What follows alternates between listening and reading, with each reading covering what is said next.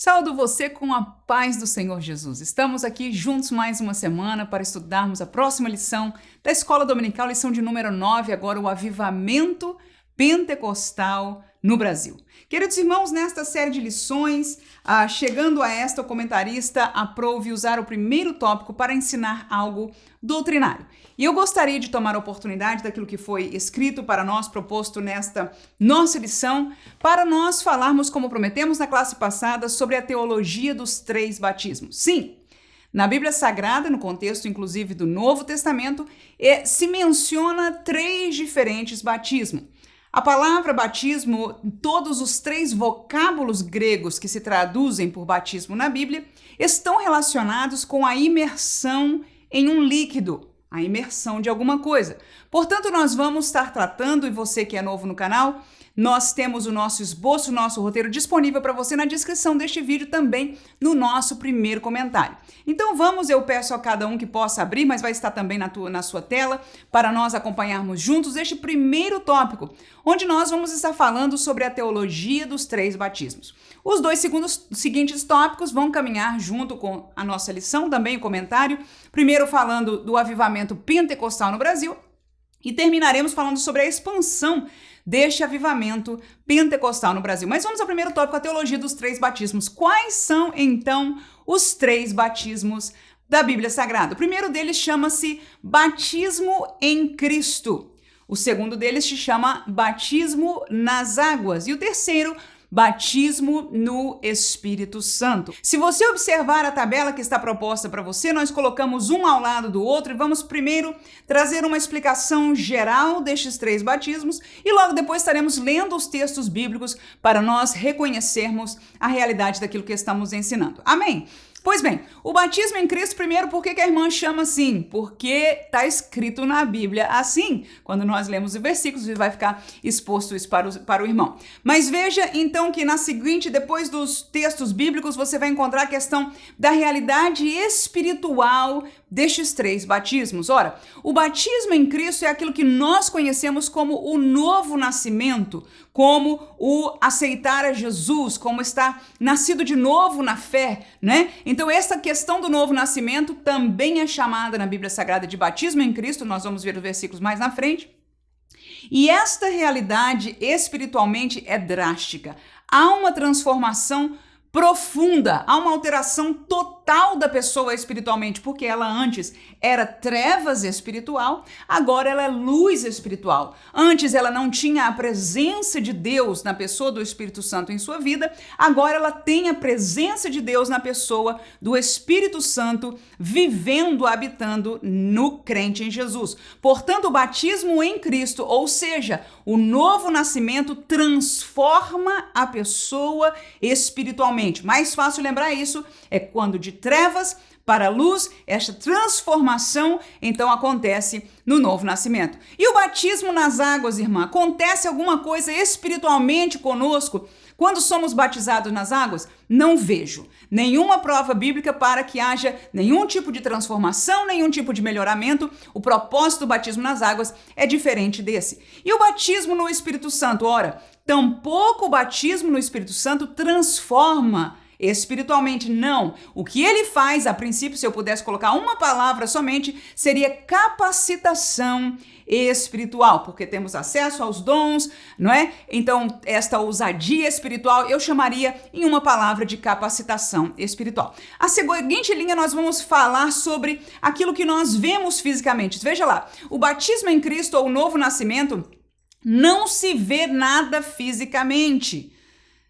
Não há pessoa, não, como no batismo no Espírito Santo, você vai ver aí a evidência é o quê? Falar em línguas. No batismo nas águas é o quê? É um simbolismo físico, que é a imersão na água, né? Levantar nós nos batistérios, ou em rios, ou na praia, né? Nós somos batizados nas águas, então não é que haja nada fisicamente, mas é um simbolismo físico. No entanto, nascer de novo não acontece absolutamente nada. A pessoa tem o mesmo semblante, espiritualmente, como dissemos, é uma transformação drástica, mas fisicamente não há nada que se possa ver, e eu não estou falando de que o caráter da pessoa não vai mudar, de que a vida da pessoa não vai mudar. Não, eu estou falando simplesmente de algum aspecto necessariamente físico. Não é necessário. Você pode ver alguém com uma alegria diferente? Claro que pode. Você pode ver o rosto dessa pessoa, principalmente assim que ela aceitou a Jesus, transformado, com um brilho diferente, um sorriso? Claro que pode, mas não é biblicamente necessário, doutrinário, de haver nenhum tipo de transformação ou de semblante ou aparentemente físico na vida da pessoa. Próxima realidade, acerca da salvação. Ora, o batismo em Cristo ou novo nascimento garante a salvação. Exatamente isso que é nascer de novo, né? Somos gerados agora em Cristo para uma vida, para o caminho da salvação, e o novo nascimento é exatamente entrar neste caminho, é sermos salvos. Portanto, batizado em Cristo garante salvação. E o batismo nas águas não altera a salvação. Como assim, irmã? Marcos 16, quem crer e for batizado será salvo, mas quem não crer será condenado. Veja aí, quem lê somente a primeira parte vai até se confundir. Quem crer e for batizado vai ser salvo. No entanto, a segunda parte do mesmo versículo nos esclarece de que quem não crer será condenado. Não diz quem não crer e não for batizado. Não só este versículo esclarece, um exemplo muito prático é aquele homem que morreu ao lado de Jesus, né? Quando ele estava ali dialogando com Jesus, Jesus disse para ele que ainda hoje ele estaria com o Senhor no paraíso, ou seja, garantiu publicamente a salvação daquela vida. No entanto, aquele homem isso aconteceu quando ele estava pregado na cruz, não houve tempo dele ser batizado em águas, e estava ali o próprio Jesus dizendo que ele estaria com o Senhor naquele mesmo dia no paraíso. Amém? Portanto, nós entendemos claramente de que o batismo em Cristo, o novo nascimento, garante a salvação, o batismo nas águas não altera a salvação. E o batismo no Espírito Santo, irmã, tampouco altera a salvação. Não tem nada a ver com nada, como dissemos no tópico destes, capacitação, ousadia, dons, todas essas coisas estão relacionadas com o batismo no Espírito Santo, não tem nada a ver com a salvação. Próximo, como é que alguém é batizado em Cristo? Quando ele crê no Evangelho. Amém? Quando ele crê, então ele é nascido de novo, ele confessa, ele se arrepende. Eu botei só uma palavra, nossa tabela não cabe muita coisa, mas como o evangelho bem apresentado, ele apresentaria todas essas realidades, então fica claro que alguém crendo neste evangelho, né, no caso arrependendo-se, etc., confessando, então ele ali é salvo em Jesus. Portanto, o batismo em Cristo, o novo nascimento, é por crer no evangelho. O batismo nas águas, ele é confessar o evangelho. Em todos os contextos, nós vamos ler alguns versículos logo, quando fala do batismo nas águas, ele é um batismo de confissão, né? Quando nós somos batizados nas águas, o que nós estamos fazendo é publicamente. Há algumas outras colocações, alguns ensinos com certeza junto com os batismos nas águas, mas nesse sentido, nós estamos publicamente para o mundo, publicando e confessando a nossa fé em Jesus Cristo, a nossa nova vida em Cristo. Portanto, o batismo nas águas vem depois de confessar, por querer em verdade, confessar o evangelho. E o batismo no Espírito Santo vem por esperar a promessa, geralmente. Eu botei a palavra geralmente aí porque, de maneira geral, nós conhecemos, como no texto que nós temos proposto para essa lição, aquelas pessoas ali no texto de Atos 19, não é isso?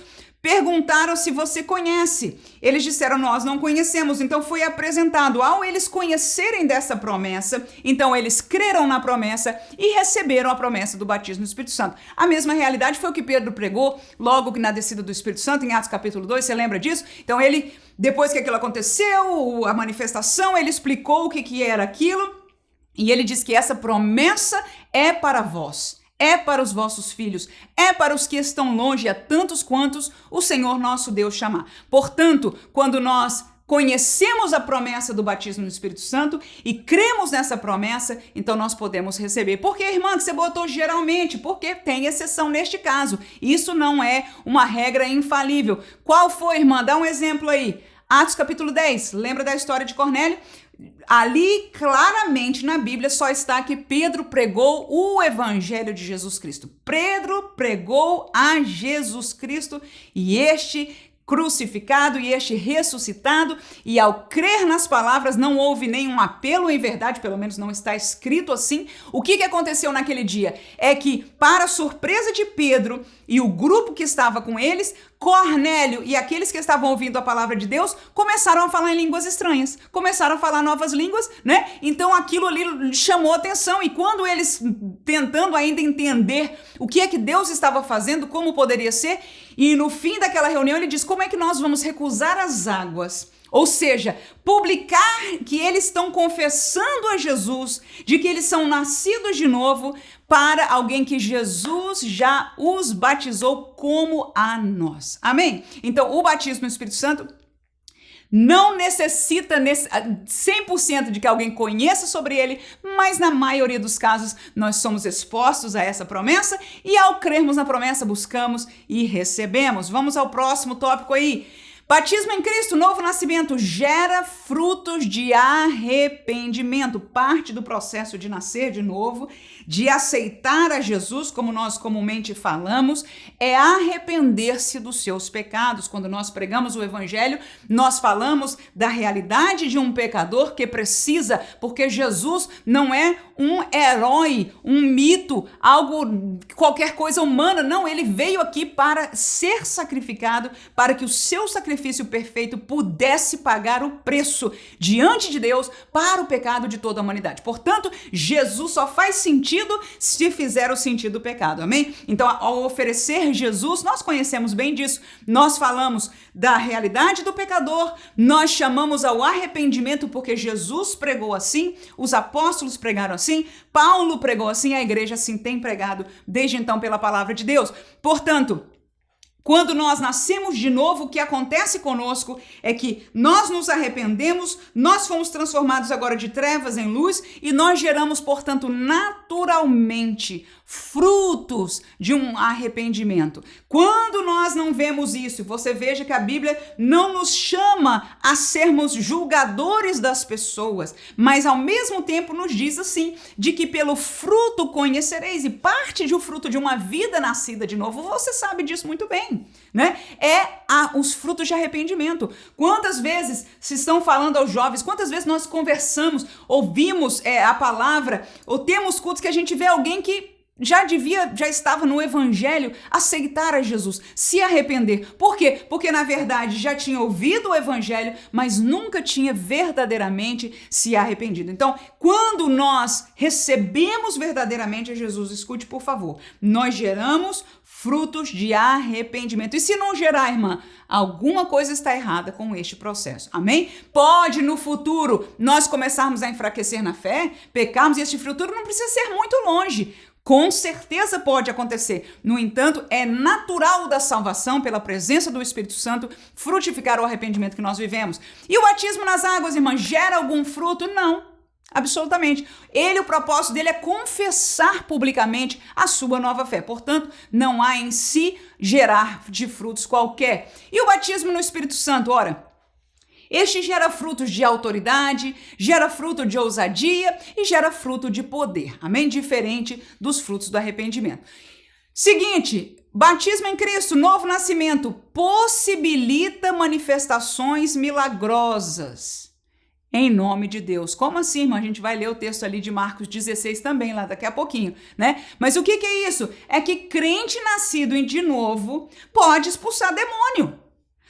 Tem poder. Crente nascido de novo pode orar por um enfermo em nome de Jesus e o enfermo ser curado. Portanto, determinadas manifestações milagrosas são entregues ao salvo, ao crente, à igreja como um todo. Não está separada nem para aqueles que somente que tenham o batismo no Espírito Santo, nem só para aqueles que sejam ministros do evangelho, nada disso. São disponíveis a toda a igreja, todo aquele que é salvo é nascido de novo. Nós vamos falar, não são os dons do Espírito Santo, eu estou falando de determinadas manifestações milagrosas, como nós vamos ler no texto bíblico daqui a pouquinho. E o batismo nas águas não tem vínculo com qualquer tipo de manifestação. E o batismo no Espírito Santo? abre a porta para os dons do Espírito Santo. Então, no texto bíblico que ensina sobre os dons do Espírito, estes estão disponibilizados para aqueles que são batizados no Espírito Santo. Então, eles começam a ter acesso segundo o querer do Senhor, segundo a sua vontade. Ele dá dons para que a igreja seja assim edificada. Amém? E por último, batismo em Cristo. É o Espírito Santo quem batiza o homem em Cristo. E o batismo nas águas é o ministro do evangelho, mais conhecido como pastor, né? Que batiza a pessoa nas águas. E o batismo no Espírito Santo é Jesus quem batiza no Espírito Santo. Nós vamos ler os textos bíblicos para não ficar em nossas palavras essa explicação e a gente vai comentar alguma coisa aí. Olha lá, Gálatas capítulo 3, versículo 27. A Bíblia Sagrada diz, porque todos quantos fostes, olha aí, batizados em Cristo, já vos revestistes de Cristo. Então veja, batizados no Espírito Santo, revestidos de poder. Olha que a linguagem semelhante aí, né? Batizados em Cristo, e eu já vos comentei que toda a tradução deste batizados tem a ver com imersão, então nós somos imergidos em Cristo, portanto, revestidos de Cristo. Esse é um vocabulário, como prometi para vocês mostrar, bíblico. Vamos ao próximo texto, 1 Coríntios 12 e 13, diz: pois todos nós fomos batizados em um Espírito, com E maiúsculo, veja que não está falando do batismo no Espírito Santo.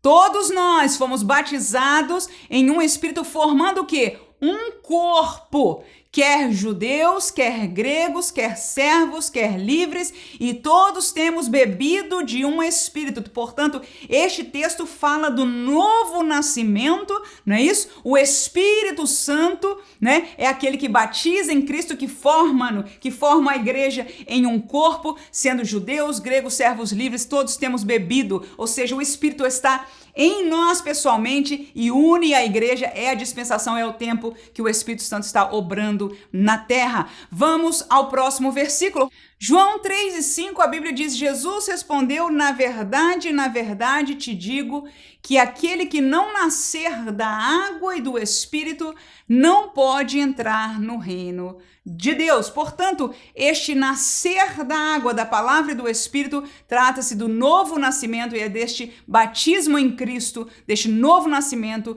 que nós estamos falando. E terminamos com Marcos 16, 17 e 18, que diz: estes sinais seguirão aos que crerem. Em meu nome expulsarão demônios, falarão novas línguas, pegarão nas serpentes, e se beberem alguma coisa mortífera não lhe fará dano algum, imporão as mãos sobre os enfermos e os curarão. Então estes sinais, diz aí, seguem aos que crerem. Não há nenhuma outra instância ou determinação, mas aqueles que são salvos em Jesus podem vivenciar. Portanto, estamos aí com o batismo em Cristo, é somente um palavreado diferente daquilo que nós demais conhecemos, a realidade do novo nascimento. Amém? O batismo nas águas, vamos ler alguns textos de João 3:23, diz: ora, João batizava também em Enom, junto a Salim, porque ali havia muitas águas e vinham ali ser batizados. Com este versículo eu só quero ilustrar de que o batismo não era feito com pouca água, não era em rios, porque a realidade, como disse, deste vocábulo, tratadas de imersão. Portanto, o batismo de João, que João Batista batizava, né? Você vai lembrar no Evangelho, depois de um tempo de silêncio, vem João Batista pregando o arrependimento, né? E batizando as pessoas que se arrependiam, que confessavam que era um batismo. Inclusive, a Bíblia, você vai ver um versículo aí chamado batismo do arrependimento, ou seja, mostrando publicamente, é o mesmo significado de mostrar publicamente estes judeus que ouviam e criam na palavra de João Batista, que se arrependiam, então eles vinham logo ser batizados. Para quê? Para mostrar aos demais da comunidade de que eles se arrependeram. E João chamava ao batismo do arrependimento. Não só ele chamava ao arrependimento, algo que acontece dentro do coração, mas ele ensinava de que essas pessoas deveriam ser o quê? Batizadas. Ou seja, publicar. Você pode imaginar alguém que era judeu? Você pode imaginar alguém que fosse um fariseu ou, sei lá, né, com algum cargo? Quão difícil era, porque estava indo contra a realidade da sua religião ou aceitando essa pregação deste louco que estava, né, nos desertos, né, João Batista. Então, mas essa era a realidade que João Batista vivia. Vamos ao próximo texto aí, que está em Marcos capítulo 1, versículo 4.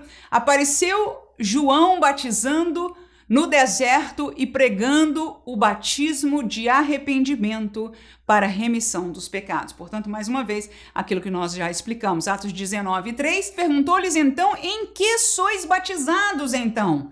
E eles disseram, no batismo de João. Claro que não existe o batismo de João. Qual é o batismo de João? É o batismo do arrependimento que ele estava fazendo. Romanos 6:4 diz o seguinte, de sorte que fomos sepultados com ele pelo batismo na morte, para que como Cristo ressuscitou dos mortos pela glória do Pai, assim andemos nós também em novidade de vida. Com este versículo nós lembramos a simbologia que nós como igreja temos vivido do batismo, que trata-se o quê? Do corpo entrar na água, simbolizando o sepultamento da pessoa para o mundo, não é? Assim como Cristo morreu e também a sua ressurreição, ele ressuscitou dos mortos em nossa simbologia batismal. Quando nós saímos das águas, nós saímos para uma nova vida em Cristo Jesus, como diz o texto aí, para que andemos em novidade de vida. Portanto, aí tratamos do batismo nas águas, batismo no Espírito Santo, Mateus capítulo 3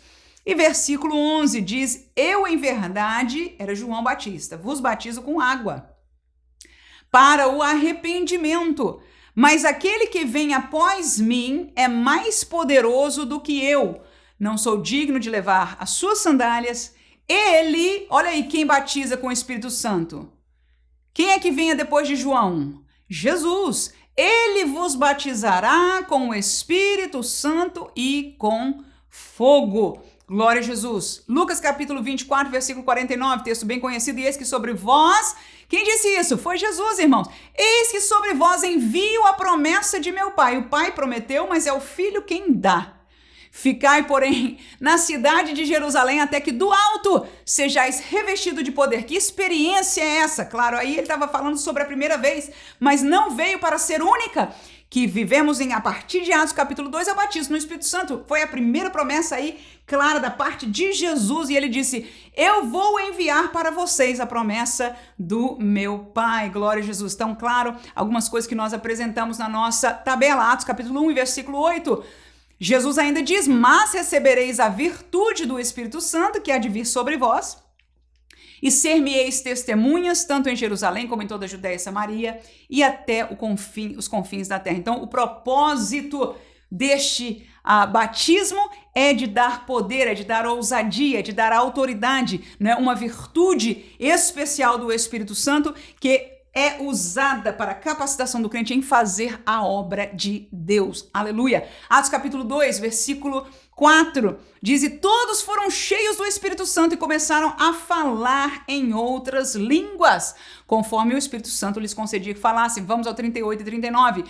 E disse-lhes Pedro, arrependei-vos e cada um de vós seja batizado em nome de Jesus Cristo para perdão dos pecados, ou seja, primeiro se arrependa, depois seja batizado em nome de Jesus para perdão dos pecados. É essa colocação que você vê desde João fazendo isso, ou seja, prova, confessa, que hoje nós confessamos com o levantar das mãos, com uma oração, confessamos com a nossa boca, até em nosso coração confessamos a Jesus. Ali o Senhor estava disponibilizando esta palavra de confissão através do batismo que juntava estas duas realidades. Então ele diz, mas lembre-se que em nenhum momento a Bíblia diz que o batismo é para salvação. Salvar é por crer, nós já lemos estes textos bíblicos. Mas Pedro, portanto, voltando aí, ele diz, se arrependam, sejam batizados nas águas, que é em nome de Jesus para perdão dos pecados, tá bem aí? E recebereis, olha aí, o dom do Espírito Santo, depois separado. São experiências separadas, como nós estamos explicando para os irmãos aqui, são essas três realidades,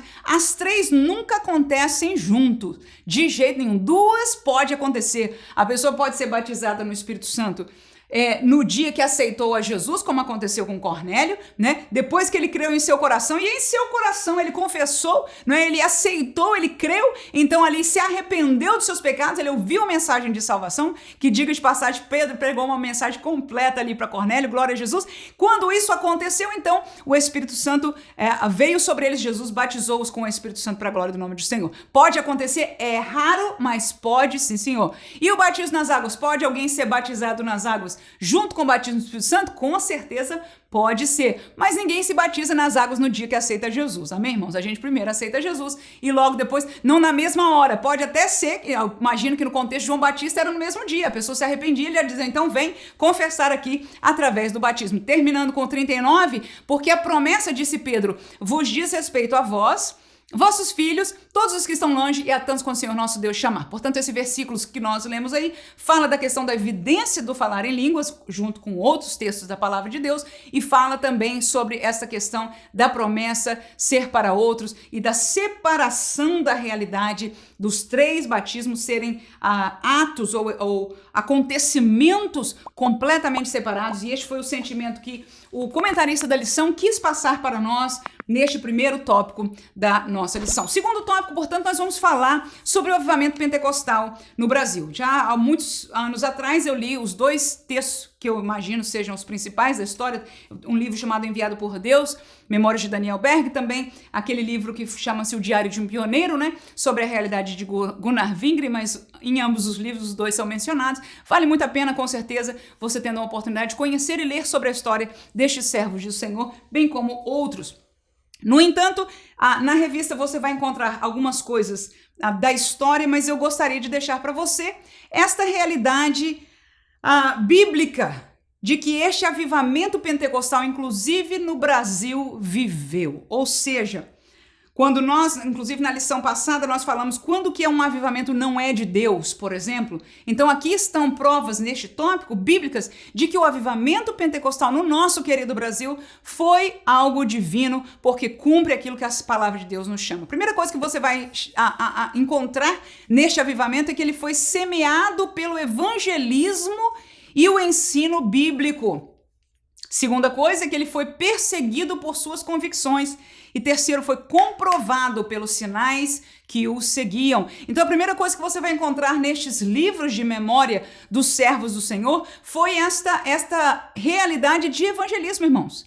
Eles não vieram necessariamente para pregar um movimento, para ensinar algo que fosse novo, porque em verdade não era novo. A vinda, descida do Espírito Santo, o batismo no Espírito Santo é do tempo bíblico, glória a Jesus, de Atos dos Apóstolos, capítulo 2, foi a primeira vez e dali se seguiu na história da igreja, mas neste contexto da nossa era, depois ali do período de Azusa Street, onde eles tiveram, de onde viajaram desde os Estados Unidos para o nosso Brasil, você vai ver nas suas histórias de que o que eles começaram a fazer, coitados, né? Nem conheciam a língua, foi uma luta tremenda para eles, num estado que tanto calor, tantas tribulações, irmãos, que são demais. Vale a pena nós nos alegrarmos, entendemos que a gente sofre muito pouco pelo evangelho. Mas o que é que o servo do Senhor que viajava Nordeste adentro fazia, irmãos? Pregava a palavra de Deus.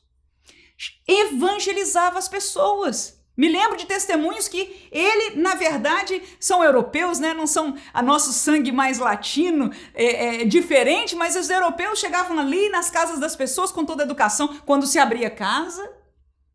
A maioria das vezes era na rua, onde era possível fazer, abria a palavra de Deus e lia um texto bíblico e permitia a palavra de Deus ser ensinada àquelas pessoas. E foi neste semear da palavra de Deus com um coração evangelístico que a semente do avivamento pentecostal no Brasil não só entrou, mas cresceu, e o crescimento fala no próximo tópico, Mateus capítulo 28, versículo 19 e 20, são os últimos versículos aí, né, do livro de Mateus. Portanto, ide, ensinai todas as nações, batizando-as em nome do Pai, do Filho e do Espírito Santo, ensinando-as a guardar todas as coisas que eu vos tenho mandado, e eis que estou convosco todos os dias até a consumação dos séculos. Isto foi Jesus, apareceu aos seus discípulos e o seu mandato foi de ensinar esta palavra em todo o mundo,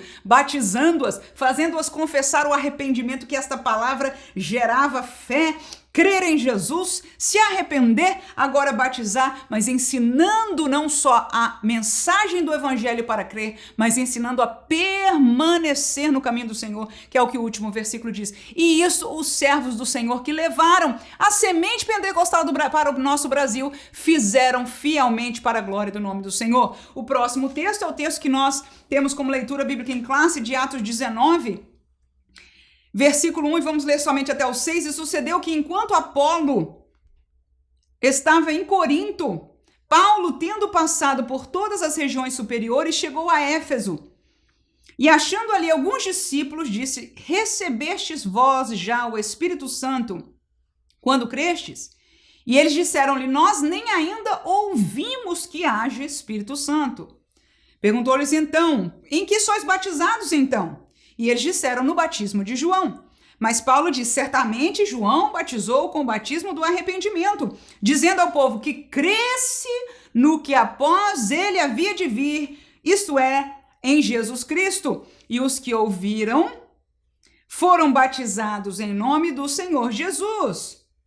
Isso Paulo se assegurou aí da doutrina deles, né, acerca da salvação. Mas no versículo 6, e impondo-lhes Paulo as mãos, veio sobre eles o Espírito Santo e tinha evidência, falavam em línguas e profetizavam. Portanto, esta foi a realidade do movimento pentecostal, do avivamento pentecostal no Brasil, aonde não se conhecia outro batismo senão o batismo da confissão do arrependimento. Não é que outras igrejas ou o evangelho já tinha chegado no nosso Brasil, mas agora eles perguntavam, mas crendo, conhecendo e tendo vivenciado a experiência de Atos dos Apóstolos, glória a Jesus, os servos do Senhor podiam ali orar e ver a evidência para a glória do Senhor deste ensino nas vidas dos nossos queridos crentes brasileiros. Segundo, perseguidos por suas convicções. Vamos deixar somente um texto, nós entendemos esta realidade. Volto a dizer, quem lê a história dos servos do Senhor vê tamanha resistência dentro das igrejas nominais da época, tanto como também das pessoas que rejeitavam na área que eles foram visitar e começaram o trabalho, uma área ainda também muito pouco evangelizada. Portanto, eles viveram determinadas perseguições muito fortes. Mateus 5, versículo 11 e 12, a palavra diz o seguinte: bem-aventurados sois vós quando vos injuriarem e perseguirem, e mentindo disserem todo o mal contra vós por minha causa. Isso é Jesus dizendo: exultai e alegrai-vos, porque é grande o vosso galardão nos céus, porque assim perseguiram os profetas que foram antes de vós. Ora, este texto está no comecinho do ministério de Jesus, no Sermão do Monte, quando ele está apresentando essa novidade, se é que eu pudesse dizer assim, essa nova dimensão do reino de Deus, porque ele veio ali, né, trazer a realidade do reino de Deus para a terra. Glória seja dada ao nome de Jesus. Mas aí ele diz: vai haver perseguições, porque vocês vão falar do meu nome, porque vocês vão falar do meu reino. No entanto, se alegrem, porque por isso vocês vão receber galardão no céu. E se lembrem que por causa desta mesma palavra, claro que agora seria diferente, porque Deus em Jesus estava revelando um novo testamento, mas em termos de trabalho, de espalhar, de falar a palavra de Deus, os profetas que foram antes deles foram perseguidos. Por quê? Porque falavam a palavra de Deus. Amém? Então agora, aqueles que estavam ali também, ele disse, Jesus, vão ser perseguidos, vão sofrer, porque vão falar sobre esta palavra revelada de Deus para o povo. E os nossos missionários também sofreram demasiada perseguição. Isso é para nós entendermos, irmãos, que esta missão verdadeira da palavra de Deus, ela não precisa ser aceita aliás, ela não é que ela não precisa, ela não vai ser aceita aos aplausos por todo mundo. Primeiro, não vai ser pelo mundo. Segundo, não vai ser por aqueles cuja teologia não estão de acordo com o que a palavra de Deus está ensinando. Então vai haver todo tipo de perseguição. E volto a dizer que essa teologia, no sentido anterior ao tempo que o avivamento pentecostal voltou a estar presente, não é, no mundo, mas aqueles que também passaram para o outro lado estão ensinando coisas, como disse Paulo, das realidades que nós viveríamos nos fins dos tempos, mas foram perseguidos. E por último, este evangelismo, este avivamento dos missionários suecos no Brasil, aleluia, e que depois deles vieram outros, e depois deles seguiram os nossos brasileiros, nossos pastores, nossos servos do Senhor, foram todos comprovados pelos sinais que os seguiam. Eu vou deixar somente o texto de Atos capítulo 4 e versículo 29 ao 31, oraram os servos do Senhor ali dizendo: agora, pois, ó Senhor, olha para as suas ameaças e concede aos teus servos que falem com toda a ousadia a tua palavra, enquanto estendes a tua mão, para quê? Para curar, e para que se façam sinais e prodígios pelo nome do teu santo Filho Jesus. Glória a Jesus. 31 terminando. E tendo orado, moveu-se o lugar em que estavam reunidos, e todos foram cheios do Espírito Santo e anunciavam com ousadia a palavra de Deus. O primórdio é o anúncio da palavra de Deus. Por quê, irmãos? Porque é o que gera arrependimento, é o que traz a salvação. Este é o mais importante. No entanto, glória a Jesus, assim como o ministério de Jesus, aleluia, o Evangelho de João, ele é muito peculiar de mostrar isso em vários textos, de que os sinais que Jesus fazia, ele os fazia para que as pessoas crescem nele, de que ele era um enviado de Deus. Alguns falavam assim: ninguém pode fazer estas coisas se não for de Deus. Tá entendendo aí? Então, os sinais, em verdade, não são primordialmente, presta atenção, para o benefício daquele que o recebe, senão para glorificar ao Senhor, né? Para anunciar a verdade da salvação com provação. E esta realidade, pela graça do Senhor, não só os servos ali no tempo de Atos dos Apóstolos, mas os nossos missionários pioneiros da nossa igreja pentecostal brasileira em todo o mundo, e até hoje, pela glória do nome do Senhor, continuam seguindo dentro da igreja do Senhor Jesus. Glória a Deus. E a expansão? Terceiro e último tópico. Vamos falar sobre a expansão do avivamento pentecostal no Brasil. Em primeiro lugar, vou falar sobre o crescimento espiritual, de fé e de piedade. Segundo, crescimento numérico, através do evangelismo. E por último, crescimento experimental, vidas transformadas. Pois bem, o avivamento pentecostal chegou no Brasil, mas pela graça de Deus, ele se expandiu. E quando o avivamento genuíno de Deus se expande, há um crescimento espiritual. Vou deixar somente alguns textos para nós compararmos, porque com a palavra que nós temos que comparar. Como é que você sabe o que é crescimento espiritual? O que é para esperar como fruto do Espírito? O que é para esperar das pessoas que estão salvas? E o que é para esperar dessas pessoas que foram revestidas de poder, batizadas no Espírito Santo? Será que o crente batizado no Espírito Santo tem que viver a vida igual ao que não é? Não, há alguma diferença. Não é de transformação, não é que o põe num nível superior, mas dá mais ousadia. Algumas realidades são vividas com uma virtude diferente para a glória do nome do Senhor, e por isso nós buscamos esta graça do batismo no Espírito Santo nas nossas vidas, para a glória do nome de Jesus. 2 de Atos, capítulo 2, versículo 42 aí, diz a palavra de Deus: e perseveravam na doutrina dos apóstolos, e na comunhão, e no partir do pão, e nas orações. Olha aí, esta é a realidade dos crentes.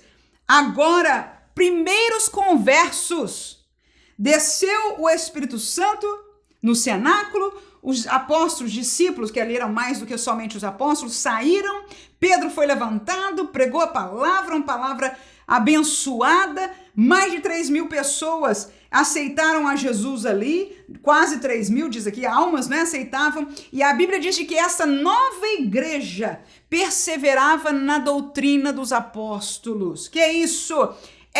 É o ensino que eles ensinavam, não é uma história bíblica, não é um jargão, é uma doutrina. Falaremos disso numa outra oportunidade. Que mais? Em comunhão, eles estavam junto comendo e orando, aleluia, e em toda a alma havia temor. Isso é fruto de arrependimento, isso é fruto espiritual. Irmãos, um movimento que cresce, que não há temor de Deus, que as pessoas falam com soberba, isso não me parece genuíno fruto de alguém que agora tem o Espírito Santo vivendo dentro de si, processo da salvação. Lembra disso? Transformado. Mas agora também conheceram muitos deles o batismo no Espírito Santo. Aqui não diz que todos foram batizados no Espírito Santo. Portanto, este grupo aqui não está falando daqueles que são batizados no Espírito Santo. São aqueles que receberam o Evangelho e nasceram de novo. Agora, no meio dessa igreja estão alguns que já, pela graça do Senhor, provaram o batismo no Espírito Santo. Mas, de maneira geral, toda a alma diz aí. Havia temor, e olha lá, e muitas maravilhas e sinais se faziam pelos apóstolos, e todos os que criam estavam juntos e tinham tudo comum, vendiam suas propriedades e fazendas, repartiam com todos, um coração generoso, olha aí, segundo cada um havia de mister, e perseverando unânimes todos os dias no templo, e partindo o pão em casa comiam juntos, com alegria e singeleza do coração. Ou seja, as coisas deste mundo perderam o valor, ela está aqui somente para viver a realidade do reino de Deus, né? Então, a alegria de estar na casa de Deus, de cultuando ao Senhor todos os dias, todos estes foram frutos práticos de um crescimento espiritual de uma igreja que agora conhecia a fé em Cristo Jesus. Então, essa realidade aconteceu ou não aconteceu nas missões do Brasil? Aconteceu ou não aconteceu na realidade dos povos que o evangelho pentecostal chegou, irmãos? Aonde chega o evangelho verdadeiro, glória a Jesus, e este evangelho pentecostal é verdadeiro, quem pode dizer amém? Porque foi este evangelho que Jesus deixou, ele não quis, presta atenção, irmãos, ele não deixou os discípulos começarem a obra depois que ele saiu, antes de receberem o poder. Ele treinou eles quando estavam junto com eles, lembra disso? Ele mandava de 2 em 2, depois os discípulos voltavam, falavam para ele como é que foi, e etc. Jesus continuava a ensinar, treinou aqueles discípulos, não é isso? Glória a Deus. Mas quando estava chegando a hora de partir, ele disse, vou mandar, eu tenho uma promessa que o Pai fez. Tá? E quando estava a ponto de subir ao céu, que foi o texto que a gente leu de Atos 1:8, ele diz, fiquem lá em Jerusalém até que do alto sejam revestidos de poder, de Lucas 24, e depois falou para permanecer e recebereis aquele poder do Espírito Santo, glória a Jesus, para ser testemunha em toda Jerusalém. Ou seja, vocês vão fazer uma grande obra em todo o mundo, não só em Jerusalém. Esta obra vai se espalhar ao mundo inteiro, mas antes, parem lá, esperem lá o revestimento de poder. Então, este evangelho pentecostal foi, olha lá, a promessa do Pai e foi o cumprimento, aleluia, do Filho. Jesus enviou o Espírito e agora, desde aquele dia, este Espírito está conosco com a igreja para a glória do nome de Jesus Cristo. E por causa disso, o novo nascimento gera crescimento espiritual, crescimento de fé, crescimento de milagres, e este evangelho pentecostal veio com esta realidade. E numérico, irmãos, cresceu também. Aonde se prega a palavra, aonde há pessoas genuinamente que oram, que clamam, que buscam por almas, que falam da verdade, irmãos. O diabo quer nos enganar. Ele quer parar-nos de falar a verdade, falarmos um evangelho comprometido. Hoje, nós como igreja estamos sendo tão pressionados. E muitos, quero dizer para você, eu não sei quanto disso você sabe, conhece. Eu vivo aqui nos Estados Unidos e a coisa aqui não está numa situação terrível. Quantas igrejas e denominações mudando, tornando um evangelho tão comprometido como se isso fosse fazer alguém do mundo vir agora à igreja, salvá-los. A verdade é que não tem feito efeito nenhum. As igrejas continuam a perder os seus membros, não há ganho de almas, pelo contrário, aleluia, porque o que salva é a palavra da verdade, aleluia. E foi este evangelho pentecostal que foi pregado no Brasil, aleluia, e por isso houve crescimento. Claro que há oposições, claro que o crescimento não necessariamente tem que ser todas as pregações, como a primeira de Pedro, até porque a segunda foi maior, mas depois houveram menores. Você encontra Paulo pregando para a multidão e encontra pregando para uma pessoa somente. Às vezes a pessoa aceita, às vezes a pessoa não aceita, irmãos. A verdade é a mesma, é uma luta espiritual, mas enquanto estiver servos e servas que estejam dispostos, com humildade, com amor pela alma, falar a verdade, é só o que eu e você podemos fazer. Porque com a verdade, o Espírito Santo pode convencer, e este trabalho não é meu, este trabalho não é seu, este é um trabalho do Espírito de Deus, e somente a pessoa é que pode decidir. Eu já decidi, você já decidiu. Glória a Deus pelos alunos que nos vão escutar no domingo ensinando a palavra de Deus, que já decidiram. No entanto, precisamos continuar com o empenho de ensinar a verdade para que este evangelho, haja um crescimento ainda numérico no meio do povo de Deus. Não de gente para shows evangélicos. Não de gente para, agora sim digo eu, movimentos neopentecostais. Mas de gente que venha ouvir a mensagem do arrependimento, crer neste Jesus que apresenta o caminho estreito, entrar por ele, porque ele é o que leva à salvação. Atos capítulo 2, versículo 47, louvando a Deus e caindo na graça de todo o povo. E todos os dias acrescentava o Senhor à igreja aqueles que se haviam de salvar. Glória a Jesus. Portanto, a igreja crescia naquele tempo diariamente. Capítulo 13 ainda de Atos, vou ler dois versículos, versículo 2, depois ao 5. E servindo eles ao Senhor e jejuando, disse-lhe o Espírito Santo: apartai-me a Barnabé e a Saulo para a obra que os tenho chamado. E chegando a Salamina, eu pulei ao 5, anunciavam a palavra de Deus nas sinagogas dos judeus e tinham também João como cooperador. Portanto, você veja aí claramente o chamado de Deus ao evangelismo. O chamado de Deus aí foi Paulo e Barnabé às missões. Saída estava muito bom na igreja, o poder de Deus ali, tinha gente capacitada, igreja abençoadíssima, mas nós não fomos chamados para ficar só entre quatro paredes, e ali está a chamada do Senhor, a igreja sentiu do Espírito Santo, e a obra foi feita, a palavra foi espalhada, a mesma realidade, houve crescimento da obra do Senhor. E por último, um crescimento experimental, é muito importante entendermos isso. Vidas transformadas, 2 Coríntios 5,17, texto conhecido assim também, que se alguém está em Cristo, nova criatura é.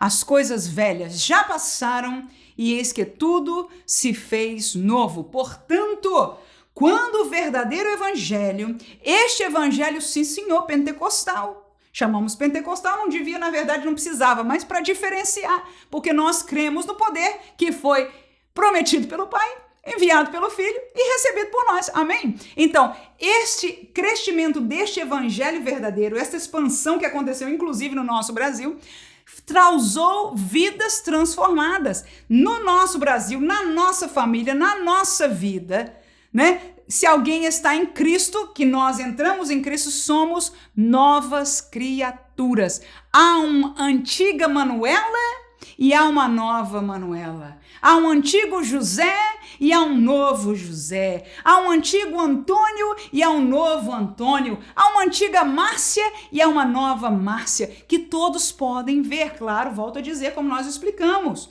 Não é que haja uma transformação física que se possa ver, mas como a realidade espiritual mudou, irmão, e o Espírito Santo agora habita nessa pessoa, automaticamente ele começa a frutificar o fruto do Espírito. Nós vamos falar disso mais na frente, numa classe mais na frente. Amém? Então, mas causa que estas vidas não fazem os mesmos pecados, cometem, não estão nos mesmos lugares que estavam ontem.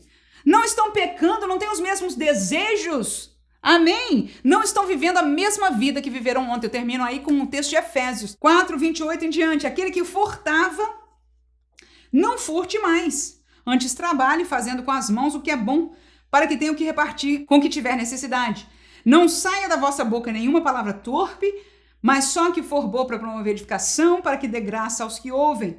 E não entristeçais o Espírito Santo de Deus, no qual estáis selado para o dia da redenção.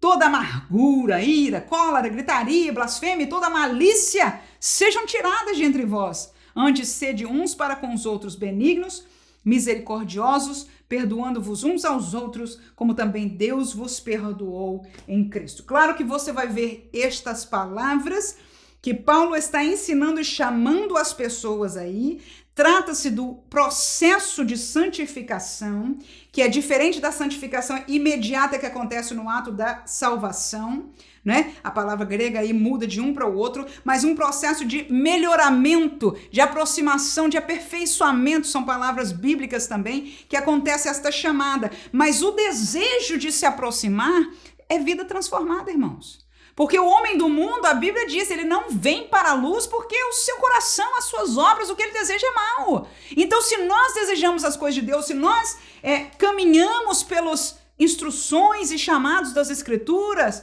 para as nossas vidas, é porque temos vidas transformadas. E a pergunta é, o que aconteceu com a igreja que foi evangelizada por Daniel Berg e Gunnar Wingre? O que aconteceu com a nossa nova Assembleia de Deus, bem como outras denominações pentecostais que se levantaram no Brasil? O que aconteceu com estes crentes, irmãos? Estão transformados e dando este crescimento experimental, porque o evangelho, ele vem por crer, mas ele causa, aleluia, uma experiência.